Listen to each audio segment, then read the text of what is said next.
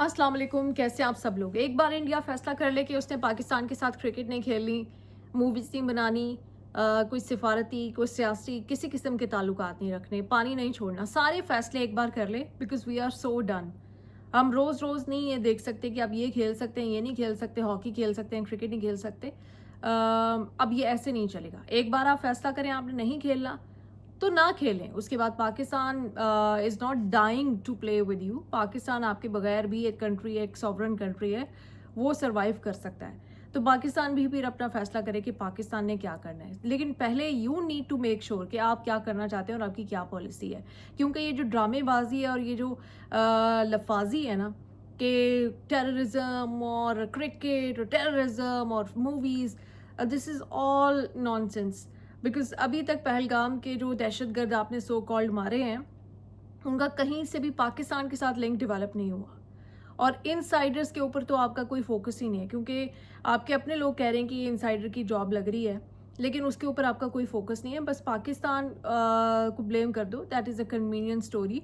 और पॉलिटिशियंस भी उसके बाद फिर आवाम माफ़ कर देती है, आवाम भी फिर खुशी हंसी खुशी ये एक्सेप्ट कर लेती है कि हाँ जी पाकिस्तानी 26-24 करोड़ जो हैं वो बुरे हैं, वो दहशतगर्द हैं। लेकिन ये जो 140 करोड़ हैं जिसमें आए दिन आरएसएस, बजरंग दल और पता नहीं कौन कौन सी तंजीमें जो हैं वो मारधाड़ सड़कों पे लोगों को मार रही होती हैं, थप्पड़ मार रही होती है, किसी को लैंग्वेज ना बोलने पे, किसी को रिलीजन की वजह से, किसी वैसी कमज़ोर को पकड़ के जो लड़कियों के साथ जिनसी ज़्यादती के वाक़यात हो रहे हैं, और जो पॉलिटिकल और ये डिस्क्रिमिनेशन है गरीबों के साथ, वो कुछ नहीं है। आपके अंदर कोई दहशतगर्द नहीं पैदा हो सकता। अगर कोई होती है आपके मुल्क में दहशतगर्दी 140 करोड़ के मुल्क में, तो वो यकीनन पाकिस्तान की वजह से होती है। वहाँ तो सारे इंडिया में तो सारे फरिश्ते हैं, उनके पॉलिटिशियंस फरिश्ते हैं, उनके लोग फरिश्ते हैं। जो लोगों के गले में रस्सियाँ बाँध के इंसानों को सड़कों पे घुमा रहे हैं, उनके साथ जानवरों से बदतर सलूक कर रहे हैं, वो तो फरिश्ते हैं, वो तो कर ही नहीं सकते दहशतगर्दी। और ये जो पूरा तरीका था पहलगाम अटैक में दहशतगर्दी का, ये इनसाइडर्स का ही है। या ये इनसाइडर्स का है या फिर ये इंडिया के दोस्त का है। और क्योंकि इंडिया के दोस्त के जो लोग, मुल्क के जो लोग हैं ना, उन्हीं को सबसे ज़्यादा कश्मीर में एक्सेस दी जाती है। इसराइलियों के पास है एक्सेस कश्मीर की, पाकिस्तानियों के पास नहीं है। और वो उनके जो मकासद हैं वो आपके सामने है। खैर, हम ये अगर इस पूरे जो पहलगाम का वाक़या था कि जिसमें मज़हब पूछ-पूछ के मारा गया है, ये सिर्फ़ और सिर्फ़ कौन मुसलमान ऐसा करेगा, कौन कश्मीरी ऐसा करेगा, क्योंकि ये तो उनके लिए नुकसानदेह चीज़ थी, पाकिस्तान के लिए नुकसानदेह चीज़ थी। ये अभी इंग्लैंड में एक वाक़या पेश आया कि एक वहाँ पे हिंदू पैसेंजर था जो कि अल्लाहू अकबर के नारे लगा के सबको उसने धमकाने की कोशिश की, बॉम्ब के बात करके उसने सबको जो है वहाँ पे परेशान कर दिया। इसी तरह से किसी ने, आई एम नॉट सेइंग कि किसी हिंदू ने किया या किसी सिख ने किया या मुसलमान ने किया, बट किसी इनसाइड ग्रुप ने अपने मकासद हासिल करने के लिए जो वहाँ पे कश्मीरी थे, जो वहाँ पे मुसलमान थे, उनको बदनाम करने की कोशिश की। और ज़्यादातर इसके पॉलिटिकल रीजंस ही हो सकते हैं, या फिर इंडिया का दोस्त हो सकता है जिसको पाकिस्तान एक थ्रेट लगता है और उसको दुनिया में हर मूविंग ऑब्जेक्ट जो मुसलमान है वो एक थ्रेट लगता है, तो वो इंडिया के ज़रिए से पाकिस्तान को न्यूट्रलाइज करना चाहता है। इस वजह से उसका ये काम हो सकता है। पाकिस्तान का ये काम नहीं है, पाकिस्तान के कोई टारगेट्स नहीं थे वहाँ पे। और पाकिस्तान अपने इंटरनल इश्यूज़ के ऊपर इतना फोकस्ड है कि पाकिस्तान को ये कराने की ज़रूरत नहीं थी। और ये चॉकलेट्स और ये मुंबई में ये हुआ, अटैक्स ये हुए, माजी में ये हुआ, पुलवामा में ये हुआ, पाकिस्तान का इस इन चीज़ों से कोई ताल्लुक नहीं है। आपका ही जो वज़ीर-ए-आज़म, आपकी ही जो सियासी जमात है, उसी के ये हथकंडे हैं, उसी की ये कार्रवाइयाँ हैं, और पाकिस्तान के ऊपर डाल के यकीनन उनको अपने मुल्क में थोड़ी बहुत इज़्ज़त मिल जाती है। और आपकी जो ऑपोज़िशन है, उसकी भी सेम ही जो इमोशन होता है। राहुल गांधी भी जितना मर्ज़ी एंटी बीजेपी या एंटी नरेंद्र मोदी बन जाए, लेकिन at the end of the day उनको भी मुक्ति उसी वक़्त मिलती है इंडिया में, अगर वो पाकिस्तान को बुरा-भला कहें।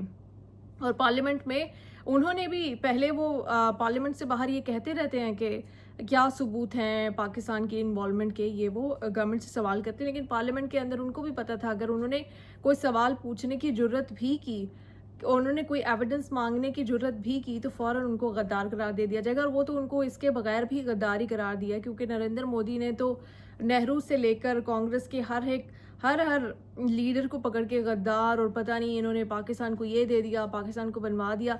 किसी दिन पाकिस्तान में इस तरह की डिबेट्स नहीं होती कि जो फाउंडिंग फादर्स हैं उनको हर वक्त ब्लेम किया जाता रहे, उनको डिफेम किया जाता रहे। ये सिर्फ इंडिया में ही ज़रूरत है बीजेपी की गवर्नमेंट को कि वो फाउंडिंग फादर्स जो हैं उनके ऊपर सवाल उठाते रहे, उनके बारे में इस तरह की बातें करते रहे। खैर, ये भी इंडिया का इंटरनल मसला है, बट स्टॉप ब्लेमिंग पाकिस्तान और please make a decision once and for all. If you don't want to play with Pakistan, और अगर आप कोई ताल्लुक़ नहीं रखना चाहते तो मत रखें, हमेशा हमेशा के लिए ताल्लुक़ ख़त्म करें। लेकिन ये रोज़ रोज़ की ड्रामेबाजी जो है ना, इससे हम पाकिस्तानी बहुत ज़्यादा तंग आ चुके हैं, और हम ये चाहते हैं कि ये ड्रामा जितनी जल्दी ओवर हो सकता है ये हो, because we are really not interested in this mess. हम पाकिस्तानियों को देख के मुझे खुशी होती है कि हर वक्त वो अपनी पॉलिटिशियंस के ऊपर बातें करते हैं, गवर्नमेंट इस्टेब्लिशमेंट, हर वक्त पाकिस्तान की न्यूज़ चैनल्स आप खोल के देख लें, हमेशा सिर्फ और सिर्फ वो अपने गवर्नमेंट की बैशिंग कर रहे होते हैं।